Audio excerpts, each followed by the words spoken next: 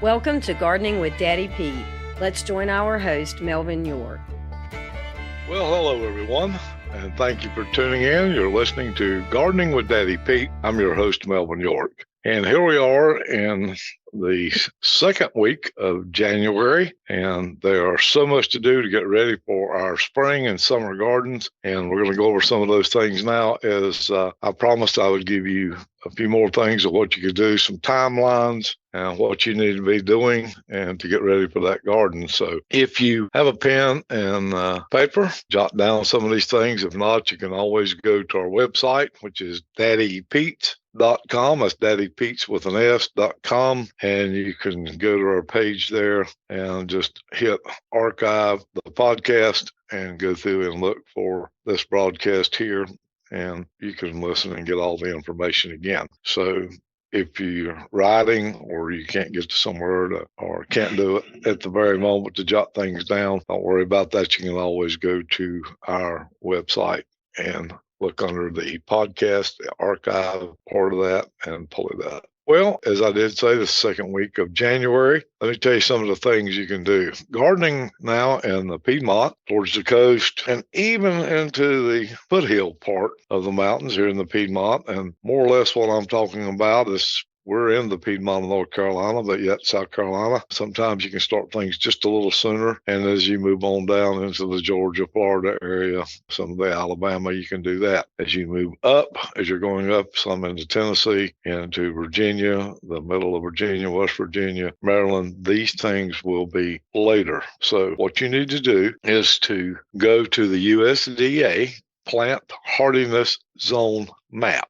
And you can just type in the USDA Plant Hardiness Zone Map. Now, that's going to give you, type in your zip code. Once you get there, you can type it in. And it's going to tell you what temperature plants that you can grow there, and they will still be safe and still perform. Also, we talked about before, if you look on your tags, if you're buying perennials, if you're buying herbs, if you're buying trees, shrubs, it should have a zone on there, a hardiness zone rating, which would be it's in numbers, which would be a 7A or an 8A or a 5A or 4A, and you can look that up on the USDA hardiness zone. And that will tell you that that plant will perform well in that zone. So you need to make that, know what zone you're in before you go to your garden center to start buying perennials and shrubs and trees, fruit trees, and maybe even some of your verbs. Now, also on that tag, you're going to find out if that's a sun-loving plant, sun and shade. It'll say shade, or maybe it will say partial shade, partial sun. And anytime you see partial sun, I would try to plant things where it would be getting its sun in the morning and not so much of the evening when it's the hotter sun. And you need to do that a lot, even with some vegetable plants. We're going to talk about that too. So anyhow, January through March. January is a great month for getting your seeds ordered and getting organized for the year to come. Now, you know that I'm a stickler, and y'all are probably getting tired of hearing about keeping that journal.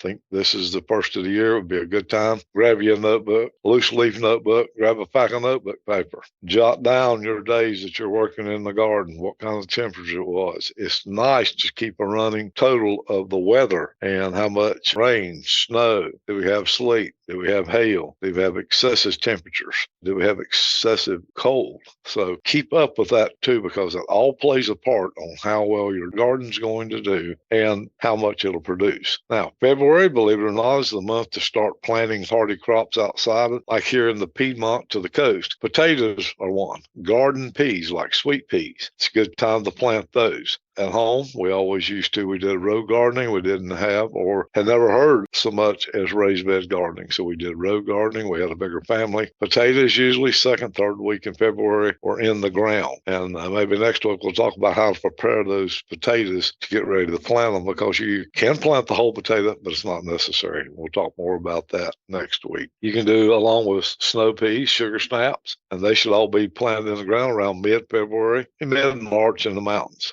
You can do carrots, parsnip, lettuce, and all kinds of different varieties of lettuce, spinach, mustard again, mustard greens. There is a lot of different variety of mustard, rutabaga, radishes. Again, tremendous amount of different varieties of radishes where you've got the bell type radish, where you've got the red ones, you've got what we call the cherries, where they're all red. Then you have some with white and red or a white tip. Then you have the long, and I like to call them an icicle. And years ago they called them like an icicle radish. They're white. Very good radish, grows a little longer, down more, looks sort of like a white short carrot. And then turnips, if you want any turnips, you can sow these directly into the garden in mid-February, late February, early March. And the reason being on a lot of these you want to plant, you want to get ahead of the disease and insects. Okay, from mid-February to early April, transplants of onions, broccoli, cabbage, kale, and collards can be set out during this time as well. If you want to start your own transplants of these crops, sow them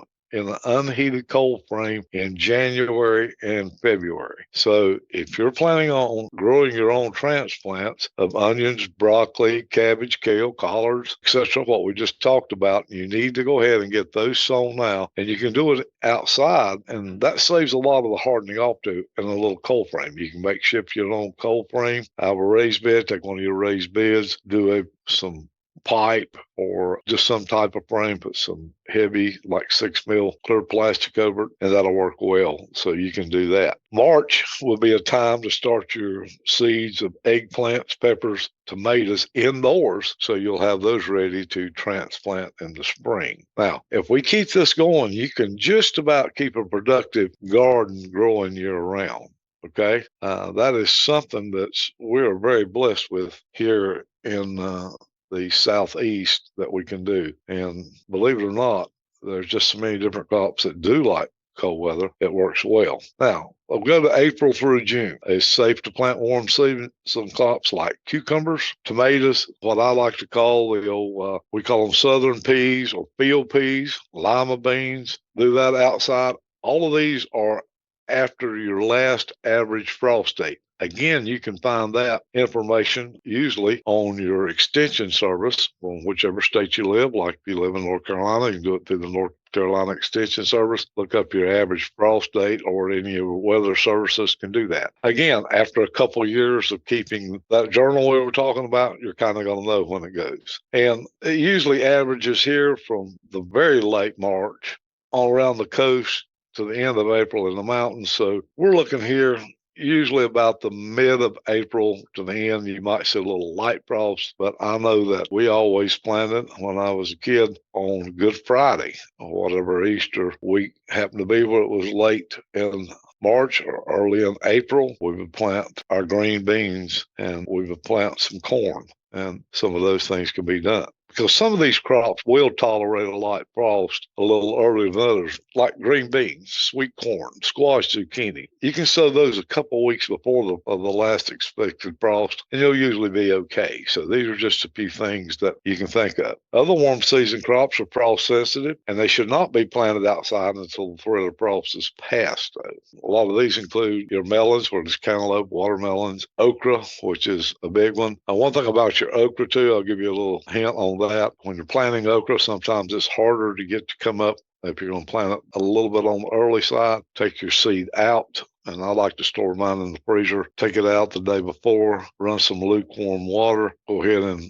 put your seed in that, let it sit overnight until the next day or midday, and then plant directly out of the water into that. And it seems like it kind of gives it a little extra go there. But all these transplants to be set out, like peppers, eggplant, sweet potatoes, which are all another thing. Like if you're planting peanuts, you can directly sow these into the garden, or you can use transplants on either one. Now, of course, by that time, after the frost is, you're pretty well ready to go on anything you want to plant, as far as the cucumbers, the tomatoes, the peppers, your corn, your peas, your beans. All of those are ready to go. Zucchini, you can do that after the fear of frost is gone. And most of the time, a lot of those we use transplants in. I personally like to plant my squash, my zucchini, my cucumbers into the ground. I do save that little bit of time of transplant shock. I've tried it both ways. And to be honest with you, I've had fruit about the same time, whether I thought I was getting ahead using a transplant or planting the seeds into the ground. So it's just whatever you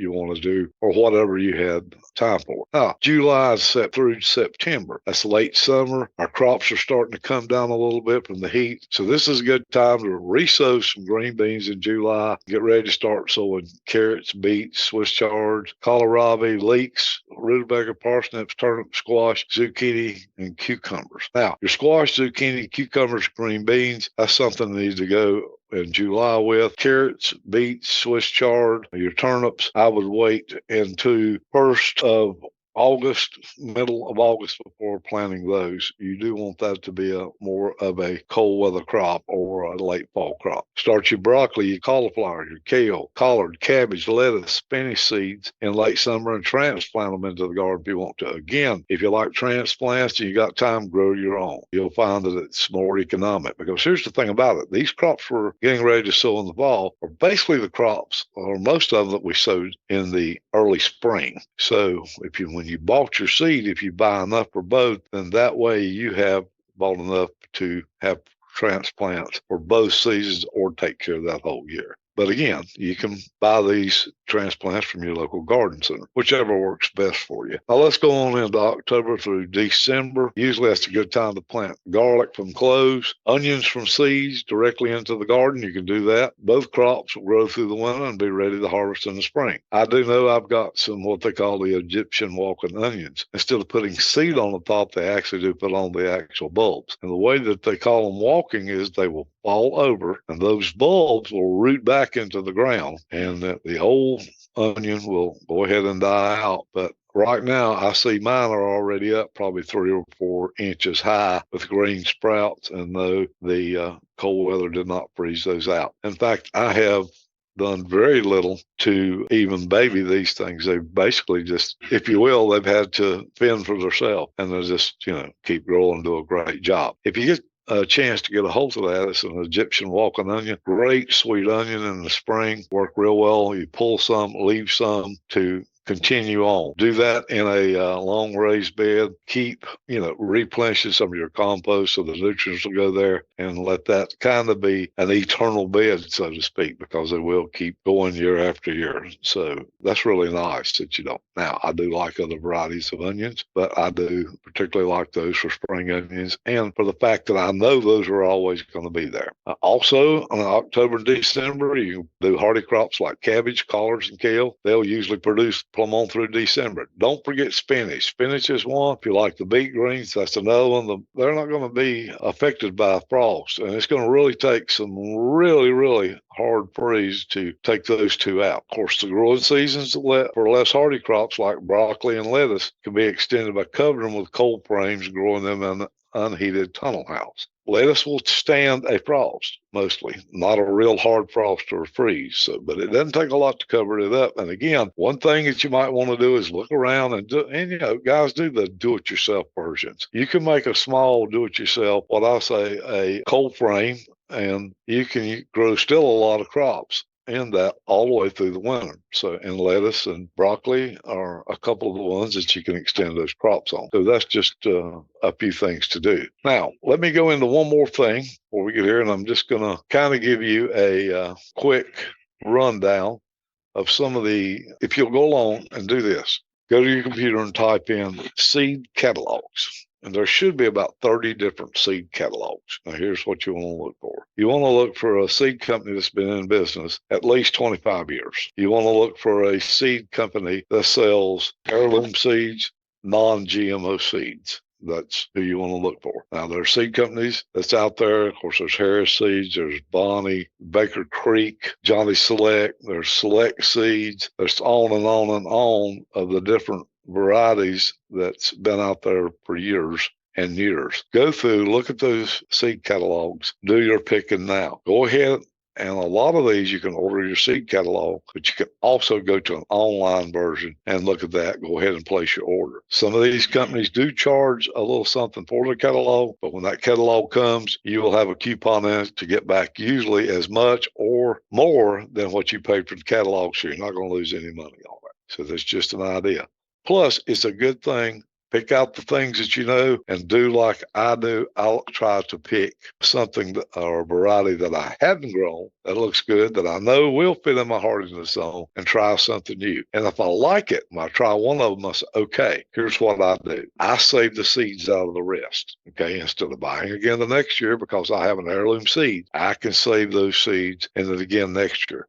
A good, for instance, is when you buy a small pack of, say, green beans. Usually, you're going to get enough to where you get a mess or two off of the green beans. But grab just a small mess and cook them. Wow, I really like these. Again, if you got it in your journal, you'll write down and try this new variety. I like it, and I'm saving the seeds for the next year. Then go ahead and let the rest of the seed dry on the stalk. Prepare them, bring them in, and make sure they're dry. Label them. Slide them in a freezer bag, throw them in your freezer till the next year. And that way you have the seed for it. You know, here's the amazing part about seeds. It's like you plant one kernel of corn and, you know, most corn produces 2 ears, some of it even 3. But you plant one seed, but you're going to get back 200 to 300. So that's the good part about it. You can still eat an ear of corn if it's heirloom, grab one, let it dry, and put it up for seed. And usually one's all you're going to need out of, maybe you planted a row, maybe you planted 10 stalks. You're still going to get an abundance of corn, but then you still have a lot to save too. So just to give you an idea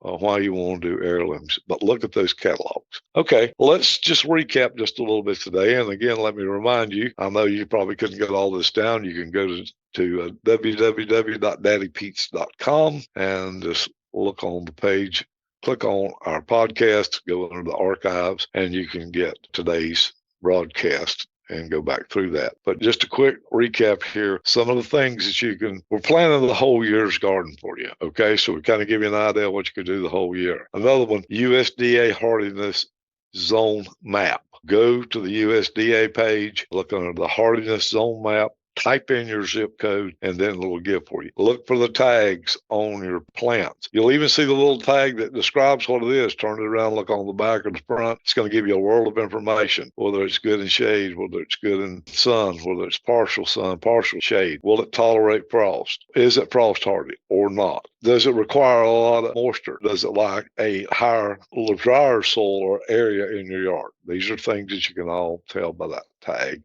or by going online and looking at that. Well, I certainly do appreciate each and every one of you for tuning in. You know, our motto here at Daddy Pete's is, we help you grow, and we sincerely do mean that. That's the reason we do the podcast, because it just does our hearts good to see people garden. I love to see the young ones getting out into the garden and learning, because they may need to feed themselves one day. And if nothing else, at least you'll know they know how to grow a healthy vegetable, fruit, herb themselves. I find a lot of joy in that. With today's prices, it only makes sense to do this. You said, well, you know, it really costs to get raised beds going. That's it. That's a one-time cost. And if you'll go back to our podcast after you get it going, we tell you how you can replenish your beds by spending very little every year. Again, once you buy the seeds, you put the effort into it, you can save your seeds, you can grow your own transplants. So keep in mind, when people did this years ago, they shared between each other. They didn't run to the store and buy everything. So not only can you share vegetables, you can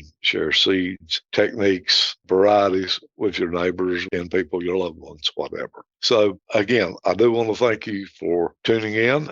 If you get a chance and you're in the Greensboro area next week, and that's going to be the 17th, 18th, and 19th. Actually, it's the 18th and 19th. At the Greensboro Coliseum, we'll be at the Green and Growing Show, and you'll see all kinds of different agricultural things as far as garden growing, trees, shrubs. You'll see it all in there. We'll be there in booth 907. If you get a chance, come by and say hi. I'd love to meet you. Grab a chair, pull up, we'll sit down, and like the old man says, we'll jaw a while. But again, that's in the Greensboro Coliseum, the 18th and 19th of January, and we're in booth 907.